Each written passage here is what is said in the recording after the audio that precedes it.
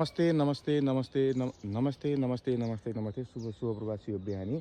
साथीहरू, म आज तपाईँहरूलाई चाहिँ तपाईँहरूले कहिले पनि नदेखेको होइन तपाईँको कल्पनाभन्दा बाहिर र तपाईँको चाहिँ नि एउटा एकदम अचम्मको ठाउँमा तपाईँहरूलाई लाँदैछु साथीहरू होइन। यो देवघाट धाम मा पर्छ। देवघाट गाउँपालिका वडा नम्बर 5 स्थित जुन गौरीटार भन्ने ठाउँ छ, त्यो ठाउँमा चाहिँ त्यो गाउँमा चाहिँ रहेको एउटा चाहिँ नि एउटा मूर्ति जुन चाहिँ एउटै ढुङ्गामा बनेको छ, त्यस्तो खालको मूर्तिलाई चाहिँ तपाईँहरूलाई म देखाउन गइरहेको छु। विष्णुसय्याको एउटा चाहिँ नि विशाल मूर्तिको दर्शन गर्न गइरहेको छु साथीहरू। भिडियोलाई स्किप नगरी हेर्नु होला, पुरा भिडियो हेर्नु होला।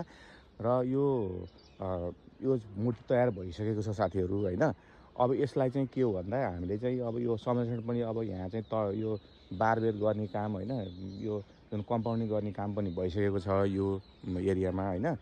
अब यसको चाहिँ मूर्ति संरक्षणको लागि अब थप यसलाई चाहिँ अझै प्रमोट गर्नुपर्ने छ क्या साथीहरू। यसलाई प्रमोट गर्नुपर्ने छ होइन। यहाँ अब विभिन्न यो यसको मूर्तिको यो मूर्ति भयो होइन। तपाईँहरूलाई मूर्ति पनि म देखाइदिन्छु, अलिक राम्रोसँग देखाइदिन्छु मूर्ति हेर्नलाई है। अब यहाँबाट म यहाँ जुम गरेर तपाईँहरूलाई देखाउँछु कस्तो दामी छ, हेर्नुहोस् है एकदम राम्रोसँग।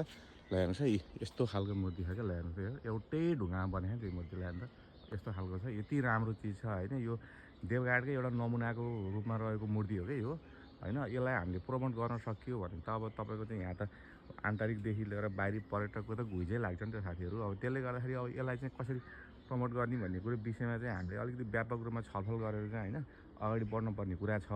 त्यसले गर्दाखेरि अब यसलाई चाहिँ अब विश्वमा रहनुभएका नेपाली दाजुभाइ दिदीबहिनीहरू सम्पूर्णलाई मैले आह्वान गर्न चाहन्छु। अब म तपाईँहरूलाई लोकेसन पनि भनिदिन्छु होइन। अब त्यो सबै कुराहरू तपाईँहरूलाई विस्तृत एकदम डिटेलली कुराहरू गरिदिन्छु है। अब यसलाई चाहिँ अब सबैले चाहिँ संरक्षण गरेर यो देवघाट धामको चाहिँ यो पवित्र तीर्थस्थल देवघाट धामको यो कुनामा रहेको होइन, कुनामा रहेको। तर यो चाहिँ एकदमै के छ भने देवघाट धामलाई नै यसले चाहिँ भोलि चाहिँ एकदम सुवास छर्न सक्ने एउटा चाहिँ एकदम दिव्य मूर्ति हो क्या यो, बुझ्नुभयो नि। यो देवघाट धामको किनभने महिमा त त्यसै थियो नि, त्यो विश्वभरि नै चाहिँ हाम्रो चाहिँ एकदमै छ देवघाट धामको होइन। विश्वले नचिनेको कोही पनि छैन।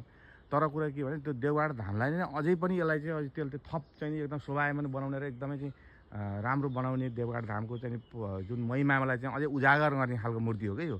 त्यसले गर्दाखेरि यो एउटा अर्को एउटा धाम हो यो होइन। यसलाई संरक्षण गर्नुपर्ने छ। अब यसमा चाहिँ अब यो अहिले चाहिँ अब यहाँ विभिन्न दाताहरूले सहयोग गरेर चाहिँ यो तपाईँको हामीले कम्पाउन्ड गर्न सकिएको छ। त्यो उतापट्टि एउटा चाहिँ त्यहाँ एउटा सानो घर पनि बनाउन सफल भइएको छ होइन। अब यो कम्पाउन्ड भएर संरक्षण गरिएको छ। अब यसमा चाहिँ विभिन्न अब हामीले चाहिँ के छ भने हाम्रो प्लान चाहिँ अब यसलाई माटो फिलिङ गरेर होइन, माटो फिलिङ गरेर त्यसपछि यहाँ पोखरीहरू बनाउने होइन, फुलहरू रोप्ने, अनि त्यसपछि गएर विभिन्न चाहिँ बगैँचाहरू बनाउने, अनि